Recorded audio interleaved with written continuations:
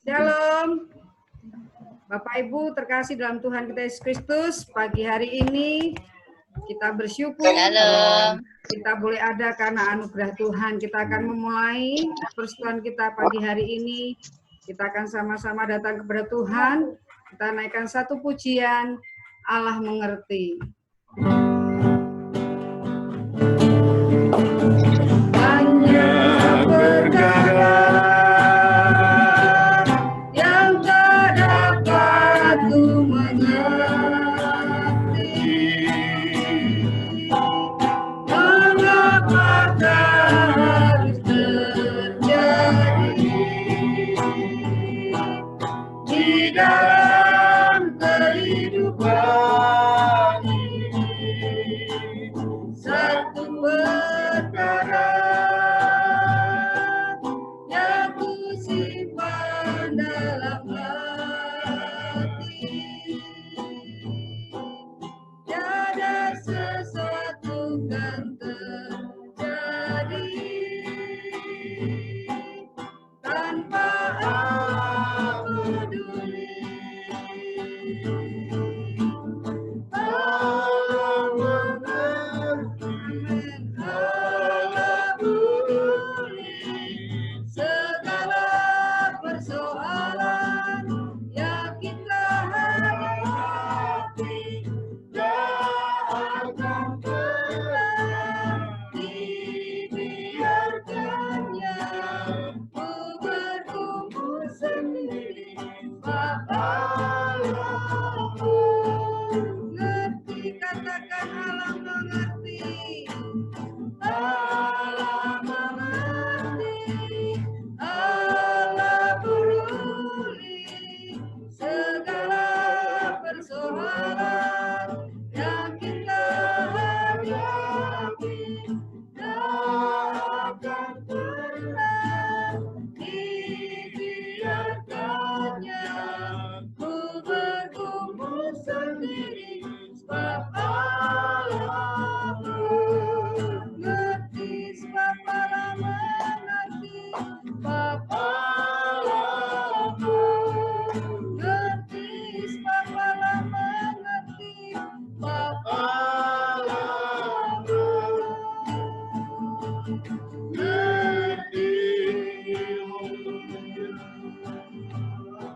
Mari kita sembah Dia, mari kita agungkan Dia. Haleluya, haleluya. Terima kasih Tuhan. Haleluya. Terima kasih. Haleluya.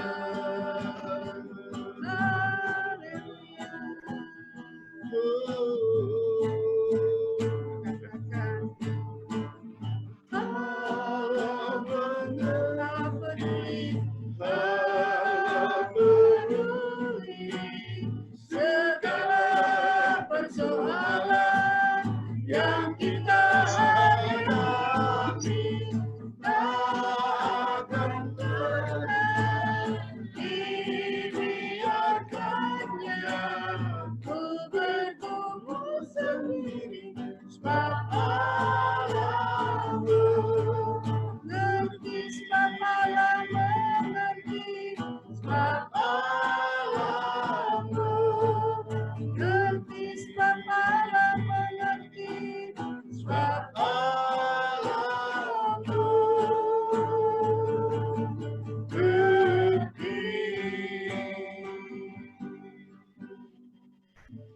Itulah iman percaya kami kepadamu Tuhan.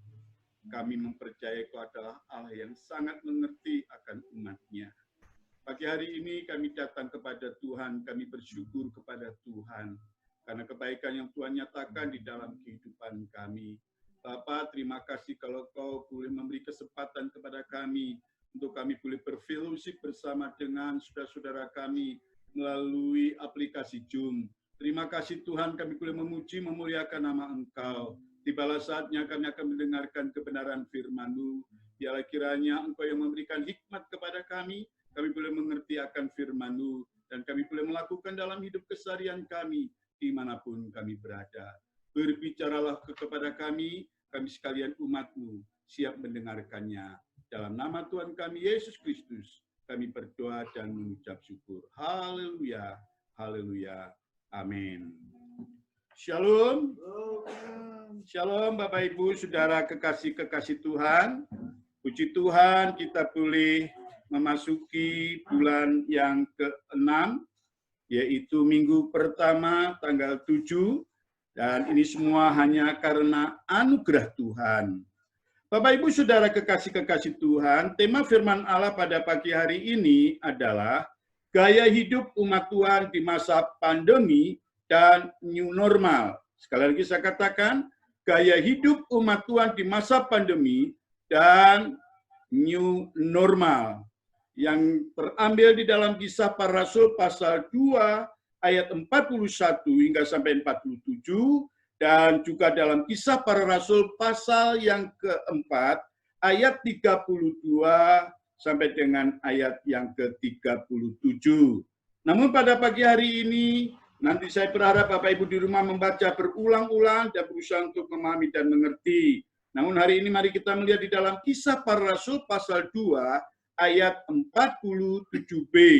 Demikianlah firman Allah, dan mereka disukai semua orang, dan tiap-tiap hari Tuhan menambahkan jumlah mereka dengan orang yang diselamatkan. Bapak Ibu Saudara kekasih-kekasih Tuhan, gereja mula-mula dimulai di suatu tempat yang ada di Yerusalem. Cara hidup jemaat mula-mula begitu luar biasa. Kenapa saya katakan mereka hidup begitu luar biasa? Karena mereka menunjukkan kualitas hidup berbeda, sekalipun berada di tengah situasi dan kondisi yang tidak baik, yang tidak normal, dan penuh dengan tekanan.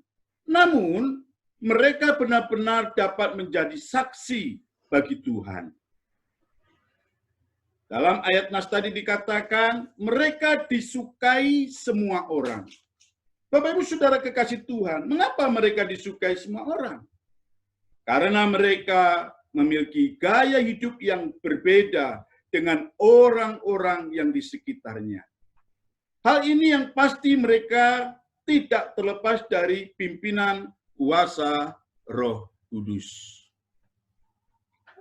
Ada beberapa gaya hidup baru yang menjadi ciri khas jemaat tersebut di masa, saudaraku dikasih Tuhan, kondisi yang tidak nyaman. Yang boleh dikatakan tadi, mereka memiliki hidup baru di dalam situasi kondisi new normal, yang membuat mereka, hidup mereka itu disukai semua orang. Yang pertama Bapak Ibu Saudara kekasih Tuhan, kalau boleh saya meneliti dari dua pasal tadi, dalam Kisah Para Rasul pasal yang kedua dan pasal yang keempat, di sana saya temukan bahwa mereka, jemaat mula-mula ini adalah banyak memuji, menyembah, dan berdoa kepada Tuhan. Dikatakan dalam Kisah Rasul pasal yang keempat ayat 31, Bapak Ibu Saudara kekasih Tuhan, di sana dikatakan, dan ketika mereka sedang berdoa, goyanglah tempat mereka berkumpul itu, dan mereka semuanya penuh dengan Roh Kudus, lalu mereka memberitakan firman Allah dengan berani. Di dalam Kisah Para Rasul pasal 2 ayat 47a, di sana dikatakan sambil memuji Allah. Sambil memuji Allah. Bapak Ibu Saudara kekasih Tuhan, gaya hidup mereka adalah memang gaya hidup memuji, menyembah, dan berdoa kepada Tuhan. Sebelum peristiwa Pentakosta, mereka tidak biasa memuji, tidak biasa menyembah. Mereka tidak biasa berdoa seperti yang dikatakan dalam ayat tadi. Namun setelah turunnya Roh Kudus, mereka bisa melakukannya khususnya dalam hal berdoa. Doa yang disertai iman dapat menghadirkan kuasa Tuhan yang tak terbatas atas diri umatnya, atas diri kita yang terbatas ini. Doa dapat memindahkan gunung-gunung persoalan yang mencoba menghalangi atau menutup janji-janji Tuhan dalam hidup kita. Dengan kata lain, doa yang disertai dengan iman dapat mengerjakan perkara-perkara yang besar dalam hidup ini. Bapak Ibu Saudara kekasih Tuhan, Yakobus pasal 5 ayat 16b, firman Allah berkata, doa orang yang benar bila dengan yakin didoakan sangat besar kuasanya.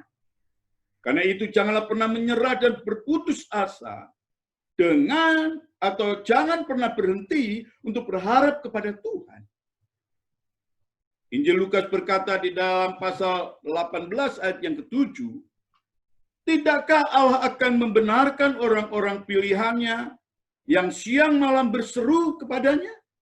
Dan adakah ia mengulur-ngulur waktu sebelum menolong mereka?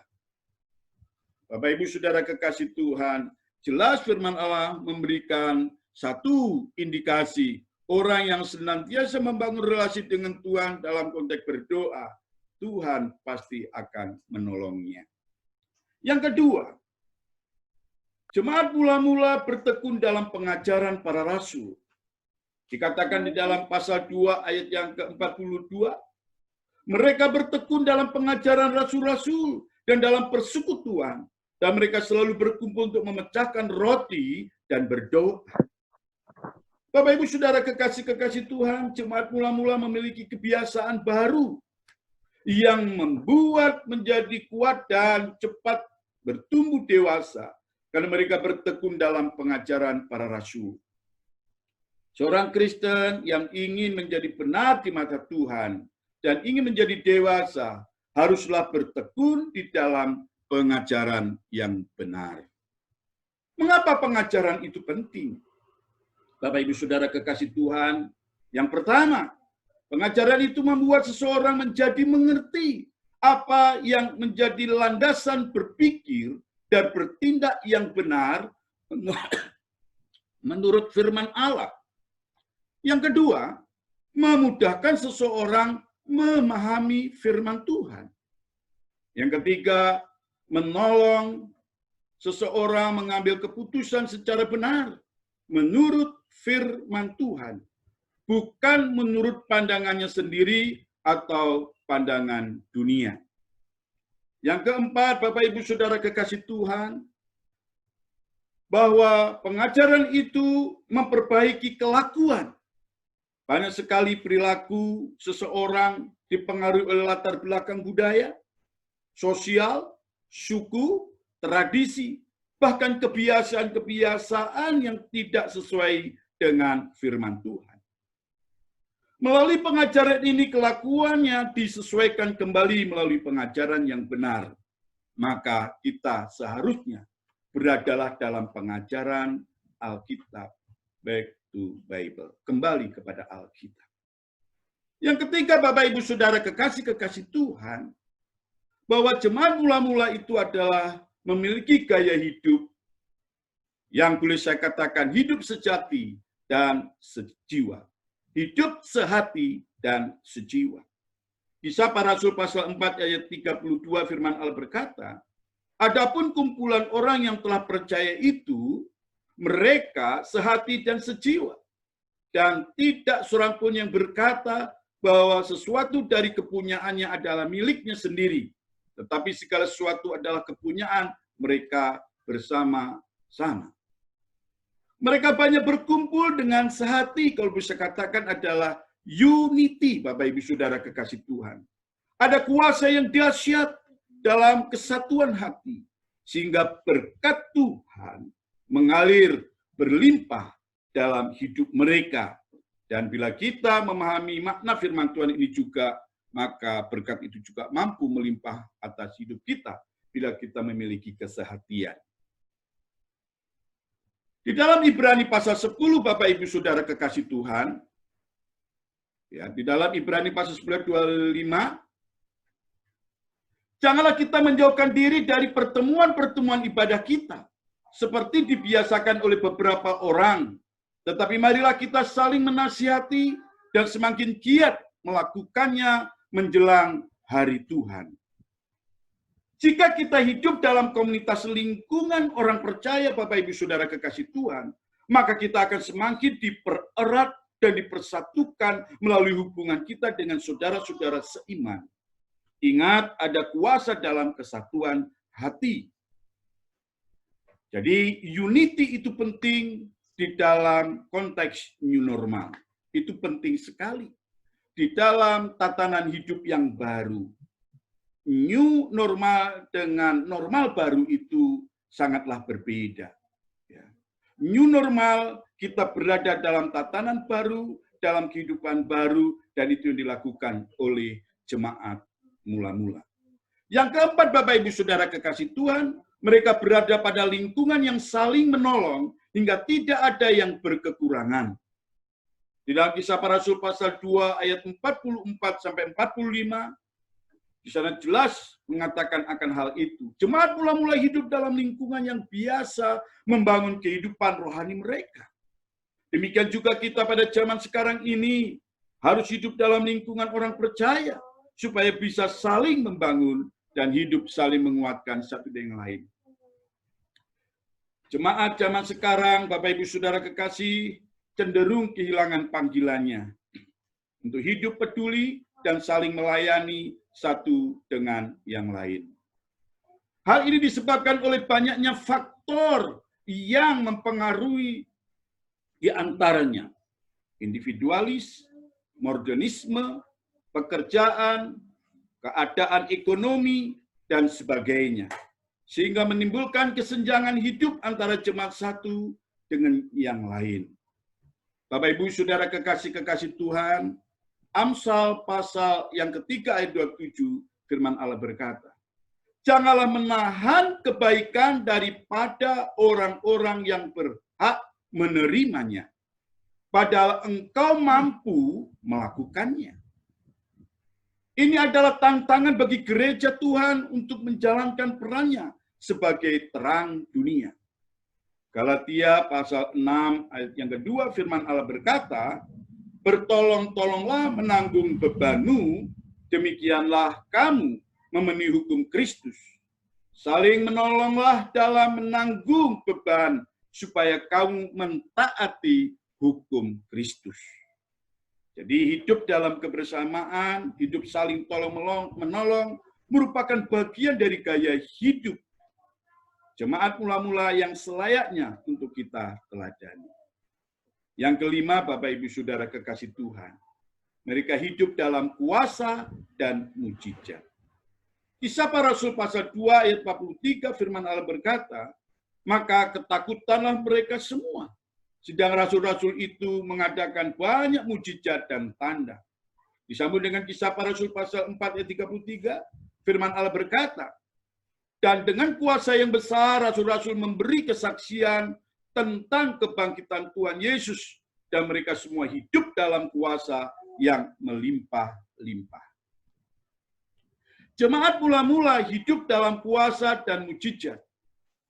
Mereka berkumpul bersama-sama dan mengalami kuasa serta mujizat dalam kehidupan mereka. Mereka saling menguatkan dari iman mereka dibangun. Bapak Ibu Saudara kekasih Tuhan, saat ini juga Tuhan menginginkan kita hidup dalam komunitas untuk mengalami kuasa dan mujizat. Mujizat adalah salah satu cara Allah untuk menyatakan dirinya kepada manusia. Dengan mempercayai mujizat itu nyata, berarti membuka diri untuk mencari Tuhan, memberi kepada Tuhan, dan Tuhan akan melakukan hal-hal yang ajaib dalam hidup kita. Mujizat menjadi bukti bahwa kuasa Tuhan jauh melampaui logika dan kemampuan manusia. Setiap mujizat yang dilakukan Yesus 2000 tahun yang lalu secara signifikan dilakukan terhadap seseorang, dan ada juga yang dilakukan untuk kepentingan orang banyak sebagai sumber keselamatan dan kehidupan kekal manusia. Bapak Ibu Saudara kekasih-kekasih Tuhan, mujizat-mujizat yang terjadi di masa silam bahkan juga mampu terjadi pada masa sekarang ini. Sebab hal itu menjadi bukti bahwa melalui Tuhan segala sesuatu bisa terjadi. untuk membuktikan bahwa mujizat itu masih ada dan nyata terjadi hingga sampai saat ini. Bukankah kita sebagai umat-Nya di masa-masa ini membuktikan, ingin dan merindukan, serta kita membutuhkan yang namanya mujizat itu. Bapak Ibu Saudara kekasih Tuhan, berpijak dari penjelasan tema khotbah hari ini, dapat disimpulkan bahwa jemaat mula-mula yang terdapat di dalam Kisah Para Rasul memiliki gaya hidup. Yang pertama adalah jemaat yang terbuka untuk segala bangsa, segala suku bangsa, bahkan ras. Bertumbuh dalam pengajaran, memiliki sikap antusias dalam ibadah, hidup saling mengasihi satu dengan yang lain, serta sehati sepikir untuk hidup tolong-menolong, dan mereka menjadi satu kesatuan atau unity yang hidup. Hal ini disebabkan karena apa? Mereka percaya sungguh-sungguh kepada Injil yang disampaikan oleh rasul-rasul, dan mereka mau dibimbing oleh Roh Kudus. Sangatlah relevan gaya hidup jemaat mula-mula bagi umat Tuhan yang menjadi gaya hidup bagi kita di masa pandemi COVID-19 atau COVID-19 dan new normal ini, Bapak Ibu Saudara kekasih Tuhan. Jemaat sekarang yang seharusnya bisa bergaya hidup seperti jemaat mula-mula dan menjalani hidup di masa pandemi dan new normal ini. Hal ini bisa terjadi jika ada kasih dan dorongan hati nurani untuk hidup saling bertolong-tolongan dalam diri kita. Dengan demikian, jika dilakukan, apa yang terjadi? Yang pasti adalah menimbulkan kesatuan dan kesetiaan dalam berjemaat. Yang kedua, memiliki relasi yang baik dengan Tuhan dan sesama. Dan yang ketiga, jemaat bisa bersama-sama bertumbuh dalam iman dan mempunyai hati untuk bisa membantu baik secara finansial maupun kerohanian kepada sesama. New normal yang kita tahu sekarang ini adalah, seperti yang pernah saya katakan, skenario untuk mempercepat penanganan COVID-19 dalam segala aspek, khususnya kesehatan dan sosial ekonomi. Nah, untuk merealisasikan semua ini dibutuhkan yang namanya kerjasama kepada semua pihak. Kita tidak hanya menjalankan protokol kesehatan seperti kita memakai masker, cuci tangan, jaga jarak sosial, dan beretika hidup bersih. Tetapi juga harus menjalani hidup seperti jemaat mula-mula. Bapak Ibu Saudara kekasih-kekasih Tuhan, kita tahu new normal, ada satu keadaan baru, tatanan baru, kita berdampingan dengan namanya COVID-19. Tapi marilah kita menjaga segala sesuatu, kita membangun yang terbaik, yaitu seperti jemaat mula-mula. Kiranya firman Tuhan minggu ini, hari ini, menjadi dasar kita dalam menjalani hidup di pasca PSBB dan di masa new normal yang akan datang. Meskipun dari Gubernur DKI khususnya bukan diterapkan namanya new normal, tetapi adalah PSBB transisi, kita tidak memusingkan masalah istilah itu, tetapi yang terpenting, mari kita punya komitmen hidup seperti jemaat mula-mula, karena negara kita membutuhkan kita untuk mentaati protokol yang ada, protokol kesehatan yang ada, dan mari kita jalani hidup di dalam konteks new normal ini seperti yang dikatakan oleh firman Tuhan. Tuhan Yesus memberkati Bapak Ibu Saudara sekalian. Mari kita akan memasuki sakramen perjamuan kudus. Saya ingin Bapak Ibu Saudara sekalian mempersiapkan diri untuk kita melaksanakan perjamuan kudus. Mari kita menyanyikan pujian tadi, Allah mengerti, Allah peduli.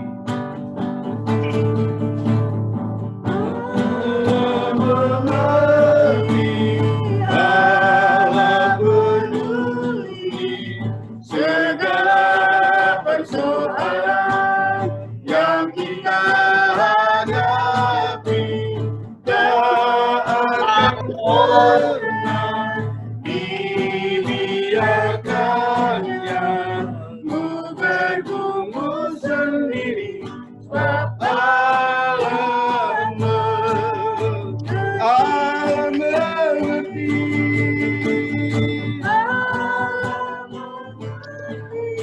kita segala persoalan yang kita hadapi, tak akan pernah dibiarkannya ku bergumul sendiri, sebab Allah mengerti, sebab Allah mengerti.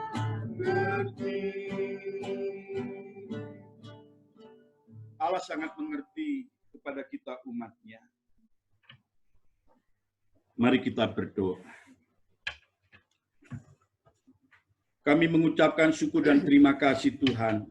Pagi hari ini Kau memberi kesempatan untuk kami boleh beribadah bersama. Dan lebih daripada itu, kami juga boleh menikmati sakramen perjamuan kudus. Terima kasih atas lawatan-Mu pada pagi hari ini Tuhan. Kami yakin bukan Engkau hanya sekedar melawat kami, tapi kami yakin Engkau juga memberkati hidup kami. Engkau akan menolong kami dalam setiap pergumulan yang kami hadapi, Bapa. Karena Engkau adalah Allah yang mengerti dan peduli. Karena itu kami pertaruhkan segenap kehidupan umat-Mu sepenuhnya ke dalam tangan Tuhan. Kami menyerahkan mereka pribadi lepas pribadi ke dalam tangan-Mu. Hamba secara pribadi tidak tahu apa yang terjadi dalam hidup mereka, namun yang ku tahu adalah Allah yang mampu menolong mereka. Allah yang mampu menjamah, yang memberikan pemulihan atas hidup umat-Mu. Karena itu kami pertaruhkan sepenuhnya umat-Mu ke dalam tangan-Mu. Kiranya berkat jasmani dan rohani selalu mengalir atas hidup umat-Mu. Khususnya mereka yang saat ini bersekutu bersama dengan kami melalui aplikasi Zoom, kami serahkan ke dalam tangan Tuhan. Terima kasih, kiranya kehendak-Mu yang terjadi atas hidup mereka. Kami berdoa juga untuk bangsa dan negara kami. Biar kiranya Engkau yang senantiasa memimpin, menyertai para aparatur negara kami, khususnya di dalam penanganan COVID-19 ini kami serahkan semua ke dalam tangan-Mu. Kami yakin Engkau Allah yang mampu, oh Tuhan, menolong bangsa kami dari COVID-19 ini, Bapa. Kami percaya akan hal itu. Biarlah kehendak-Mu yang terjadi seluruh gereja Tuhan, memiliki kesehatian, menjadikan umat-Nya, umat yang memiliki gaya hidup seperti umat dalam gereja mula-mula. Itu yang menjadi kerinduan dan harapan kami sebagai hamba-Mu, Bapa. Terima kasih ya Tuhan, terima kasih. Biarlah kami di dalam memasuki, oh Tuhan, kehidupan dalam new normal ini, kami taat akan aturan pemerintah, dan terlebih kami memiliki gaya hidup seperti jemaat mula-mula yang senantiasa menyukakan hati sesamanya, terlebih hati Tuhan. Terima kasih Bapak, inilah doa sembahyang kami.